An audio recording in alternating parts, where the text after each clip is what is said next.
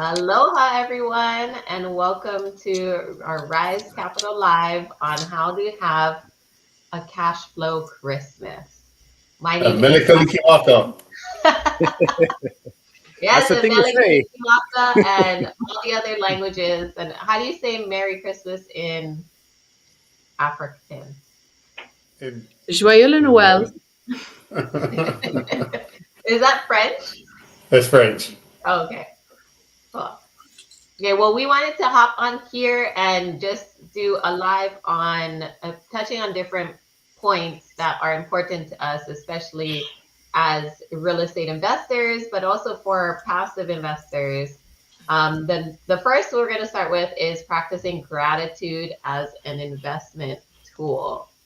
And to me, that kind of means that whatever investment you get into, it really takes time, but also there will be highs and lows. And so just being thankful that you are getting into something new, or maybe, being able to diversify your assets and invest into different areas, especially when it comes to real estate, it does give you more opportunities to leverage different areas of your investment career. So I think when it comes to gratitude, it's just meaning more so to be patient, but also just be thankful that you're in a position to be in order to invest. So maybe Emma, you can touch a little bit more on that as well. Yeah. So building financial freedom, once you've decided that you're going to do this goal, this big, hairy goal, like most people don't even try to become financially free and independent and retire before 65. Most people think, that's an impossible dream.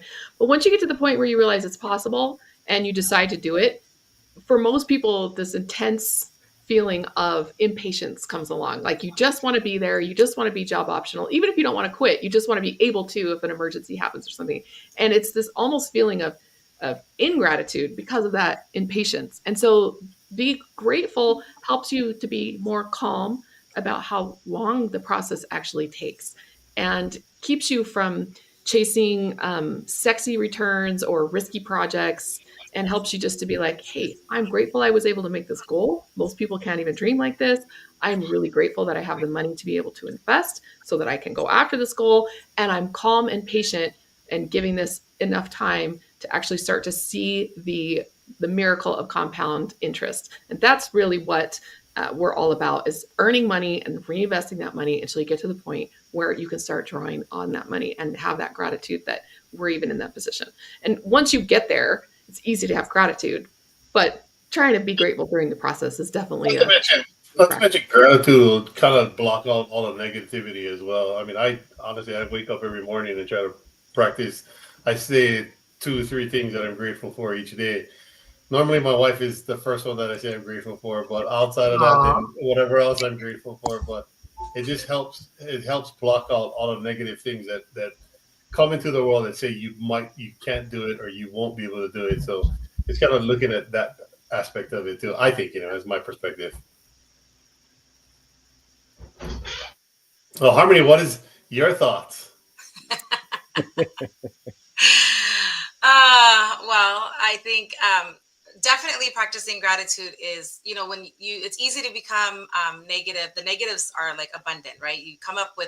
Try to come up with 20 positives before you do a negatives, because you'll come up with 100 of them. But I think a lot of it's looking at what you're willing to do and not do. A lot of people want to do all these things, and are they really willing to sacrifice the time that it's going to take and the energy it's going to take when they're already working their W-2s 40 hours plus, they have families, all of those things. And that's something that, we're definitely here to do. We're willing to do all of these things, and we have a team of people who are good at different parts of those things that need to be done for them to be successful passive investors. I think that's going to be a big part of where they decide how they want to move forward when it comes to investing, being true with themselves and what are they really willing to put themselves out there to do, and being honest with their time and dedication that they can put to it.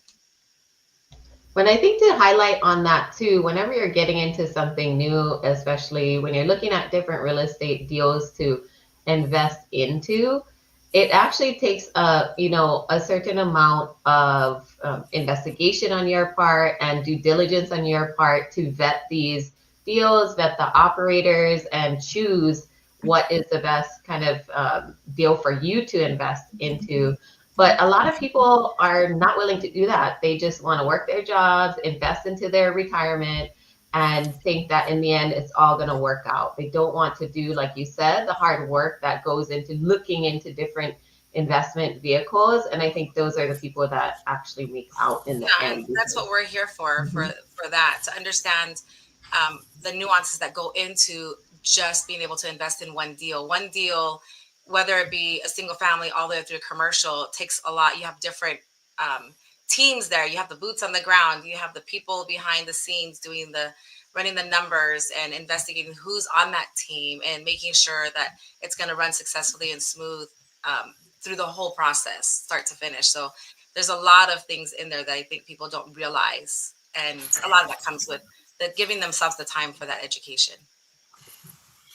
Yeah, and I agree as well. The probably one of the biggest things people don't understand is by learning all of that and being actively involved in a deal, it creates a lot of stress in your life, especially if you're working a full-time W-2 job. To your point earlier, where um, people are working their W-2 and they think that they've got it made and everything's going fine and everything, and they think that that's the easy way to do things, right? It's just to work their W-2, but they're putting a lot of trust in the people that they're working for, that they're going to continue taking care of them for the rest of their lives. And I don't think they really realize how much stress that is on themselves.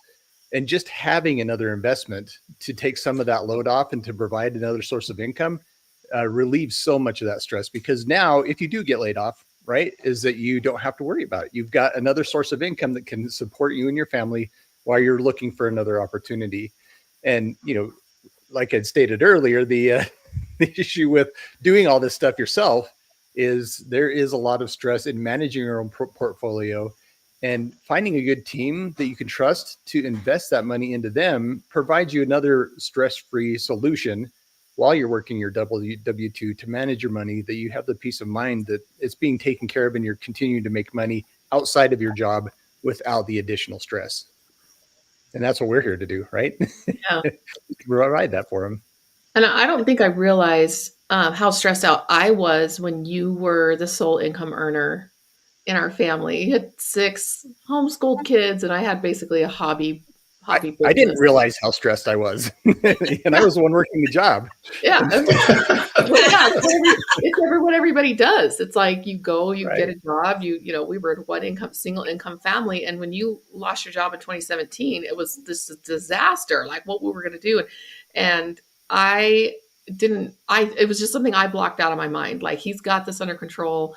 It's going to be fine. Even though when you did get laid off, I knew that that was denial, and that we needed to do more to prepare ourselves, like you said, to encounter that lack of trust. Like we don't get pensions like our parents did. We get laid off repeatedly. There is no trust there anymore in that single stream of income. Most families have two, both spouses are working, but we didn't have that, and we were far too trusting that we would weather this, even though you had been laid off before. It's just the continual denial of that lack of trust.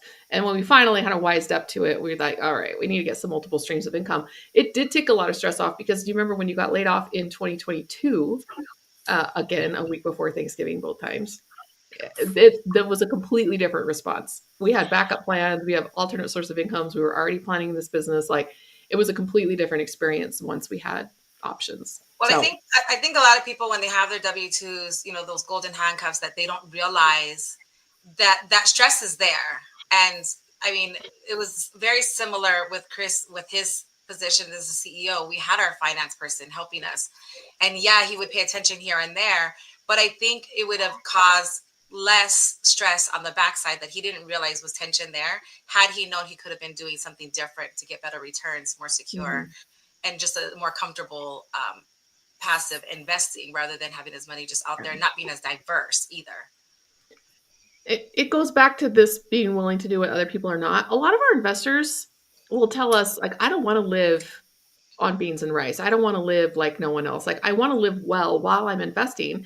But their ability to say, I'm going to, even though I want to live well while I'm still investing, I do know I need to divert a portion of this over to our investments. And some people are willing to cut back more than others. But if you're the kind of person who's willing to cut back heavily, then that's going to give you an advantage and you don't mind doing it. Then that's going to give you an advantage. But then you have other people who are better at other things to say, like, well, I'm going to invest passively while I'm working. Most people aren't really willing to do that outside of, say, the 401k stock market plan that they're in. The education that it takes, the monitoring that it takes, just that extra level of knowledge to be able to do it. It adds stress, but then it helps to simultaneously manage the stress because you are forging new paths and new options. One thing I'd like to say and tell people is no one's going to care more about yourself and your money than you will.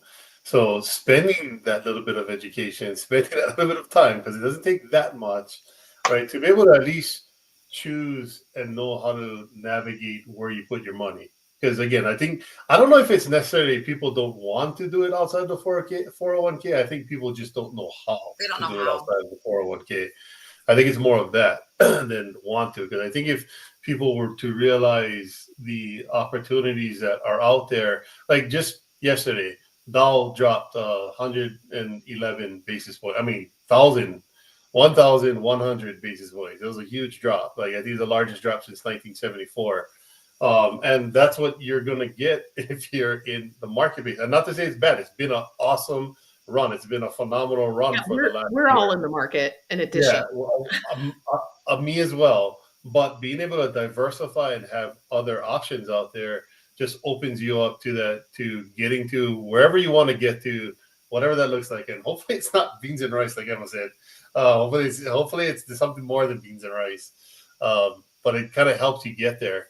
So I say spend a little bit of time educating yourself, maybe a week in a month. If you're not doing anything right now, take a week in a month and read a book. That's something that's going to help get you that much more educated on your finances, because again, it does make a difference when you start looking at what your life after your W-2 is going to look like.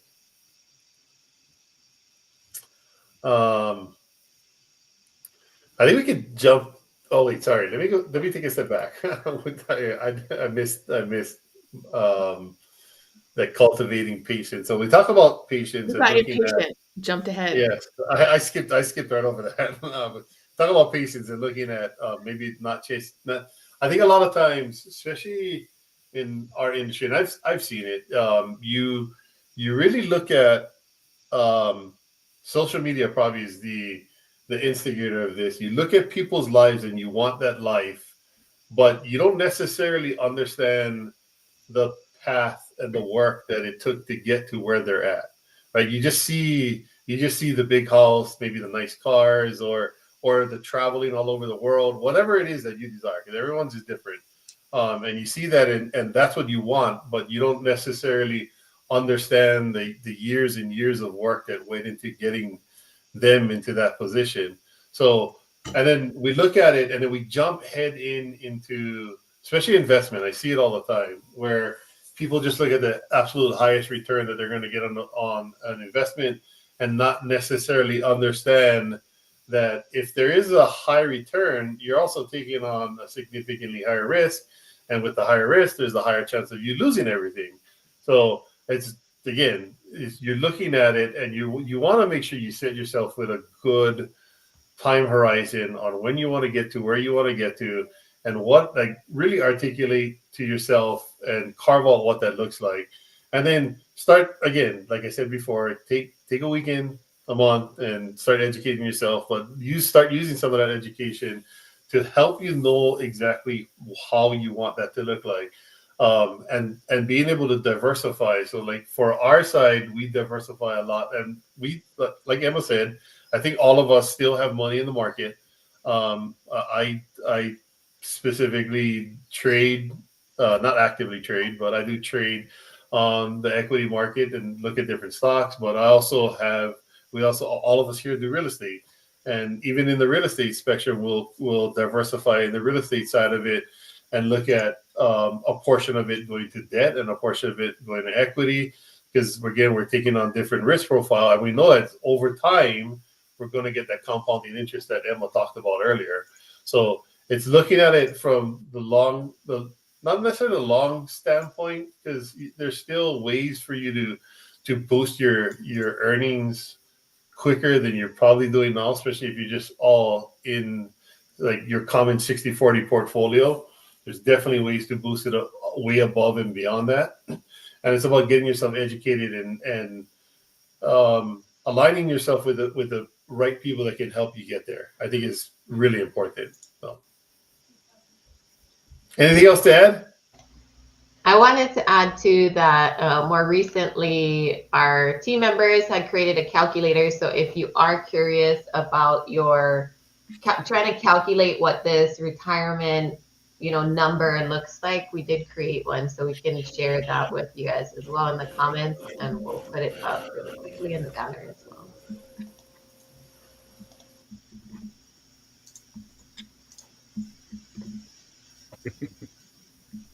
That's what I wanted to share. There's that link to that calculator if you want to just jump right to it. This is part of cultivating patience. It's kind of like tracking where you are. I always joke we were diehard Dave Ramsey fans before we started getting into real estate investing, and he likes real estate, but he would say things like, "This isn't a microwave. Here we make crock pots." And I used to say, like, "Is there anything wrong with like a skillet? Could we go in between those two extremes of get rich quick with the microwave and just be super patient and be a millionaire by the time you're 50 or 60, ready to retire? Is there something in the middle that we could be doing?" And that's really where we focus a lot of our attention, is on high returns that have high degree of safety. So a little bit more risk than most people would consider, because I think what we're doing now for the cash flow for our private loans is less risky than when we were in the market. Less volatile. The interest rates do not change based on what the Fed is doing. It's 10 or 12% is what we charge. We charge that when interest rates are 2%. We charge that when interest rates were 8%. That's just what hard money has been going for decades. And so for me, it's so reliable, so not volatile. And the risk was so much lower that we realized that we can get higher returns in the market with less volatility and less risk along the way, or at least similar risk profiles. That's why we decided to diversify pretty hard into private loans. And when people hear debt investing, they think, oh, I need to take out a loan and then loan out that money. That's not what that means. It means that you're the bank. You are making the loan. You're using your own cash, and then you're loaning that out to have pretty stable returns. And we make 10 to 12% on every loan that we do. And the first time I heard about this type of lending was before we ever got into real estate. I want to say it was like 2010. And a friend of ours came and said, hey, I've got a house that I want to flip. He's a full-time real estate investor. And I look at us and we just like passed up opportunity after opportunity after opportunity from ignorance and fear. And he said, I'll give you 10% if you want to invest in this house that I'm flipping. And he definitely was not inexperienced. He was very familiar with our area, had done it many times before. He was from a real estate family. He was one of our best friends. Like we just didn't trust him. We heard 10%. We're like, that sounds kind of high. Like that's probably a scam. But then on the other side, once we got more educated about equity returns in real estate, we're like 15%, 22%. We got really greedy and we started investing. We wouldn't invest in any lending because we just wanted those high returns from equity. And when multifamily and commercial real estate was in this bubble where everybody's tripling their money in a year and a half, we looked at that and we thought to ourselves, well, why would we be loaning 10 or 12% on hard money when we could be over here earning 15, 20, 25%, or sometimes even more if we were the managing partners on our money over here. But then we remembered getting laid off. And I said, we need to get ready for a layoff, because once we got our net worth and our equity grown to the point where we should be able to retire based on that amount of money, we realized none of it was cash flowing, and that we were no better prepared to be laid off than we were before we had 5x'd our net worth with all of this this activity that we were doing. And I told Troy, I said, we need to start converting some of this equity, pulling it off the table and converting it over into cash flow, so that if you get laid off or we decide to quit, at that point, we were thinking about quitting, then we will be ready to do it. Because at that point, we could not. And so we had to start diversifying for preparing risk management, preparing for the loss of that stream of income. And what ended up happening is, as we started selling properties, and instead of going and buying another property with it, we would invest it into more cash flowing things like hard money loans. That was when the commercial real estate market started to struggle and the bubble was deflating. And I said, we were just lucky. Like, we did not have a crystal ball in that. Like, we had just a goal we were working on to get more cash flow. And that was the goal that we did. And luckily, most of it, we were able to kind of move out of commercial real estate and into something that was cash flowing. As the commercial real estate market was struggling, we were able to kind of get rid of our most difficult properties and hang on to the ones that were still performing well. And like I said, that was just lucky. We luckily timed the market. There's no way to actually time the market purposely. So I feel like we escaped a lot of that pain, not all of it, but some of it, by just diversification. So creating a priority was like, we wanted to be able to leave our jobs, whether a layoff or quitting, and being able to diversify it across the public markets, private markets such as apartment buildings, and also private debt, which is hard money loans. That really was what saved us. The lucky, all right, we're going to call it lucky on sense of timing, but it was that diversification to meet our goals, to manage that risk, that allowed us to escape what and ultimately ended up happening to a lot of investors that were too heavily invested in one thing, because that one thing is never going to always perform. Never going to always. That's a lot of absolutes in one sentence.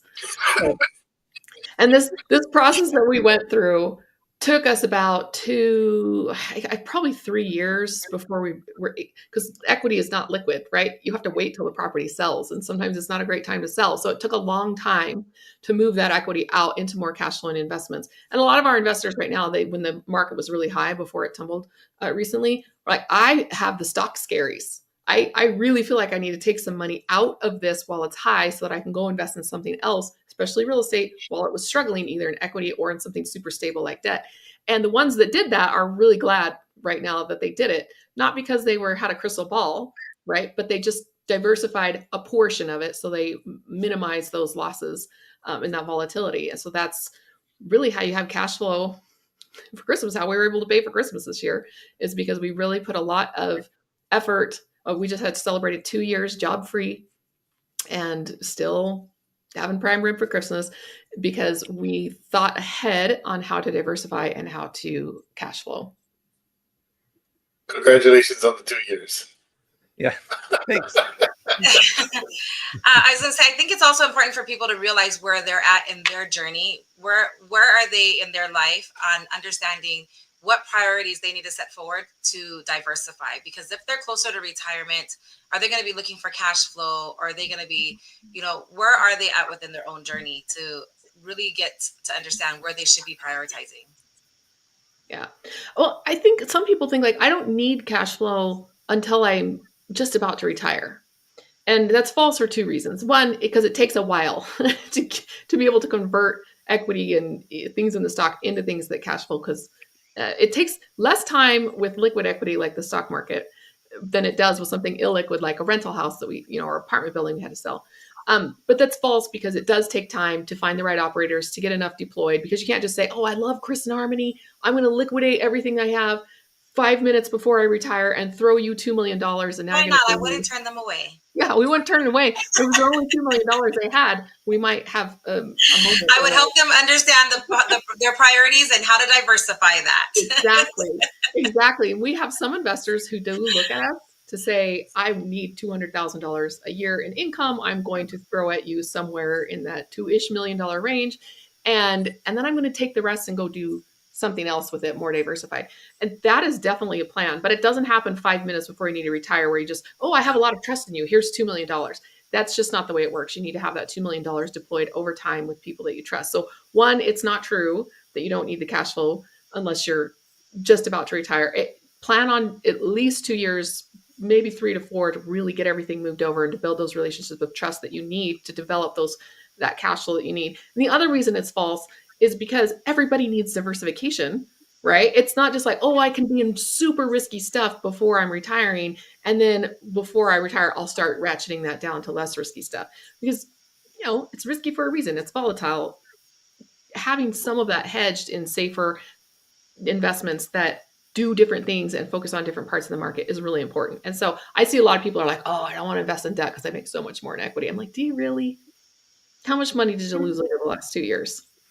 Like, factor that into the portfolio wide performance and tell me if you're doing better in equity. And so having that diversification really does help. And people say diversification is a recipe for mediocrity. I'm like, bring it on. I would love to have a mediocre performing hedged portfolio.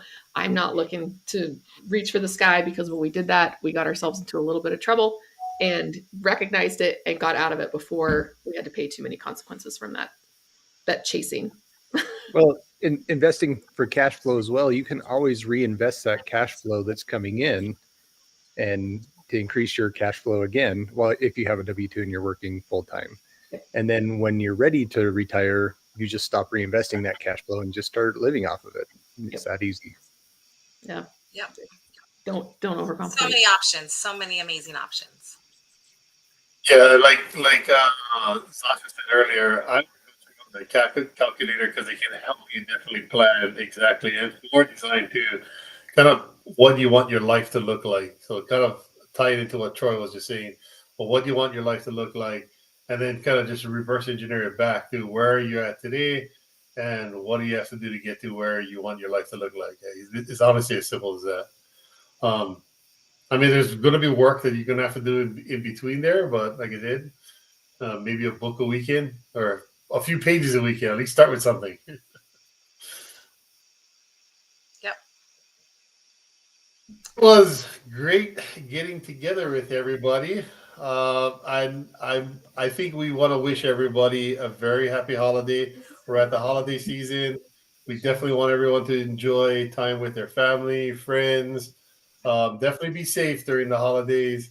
And we definitely look forward to a much more prosperous 2025 and look forward to helping and assisting anybody out there on their investment journey or just financial journey, just to, again, be able to live the life that you want to live and not necessarily have the constraints of the job, and 2 years free from a job is something to be proud of.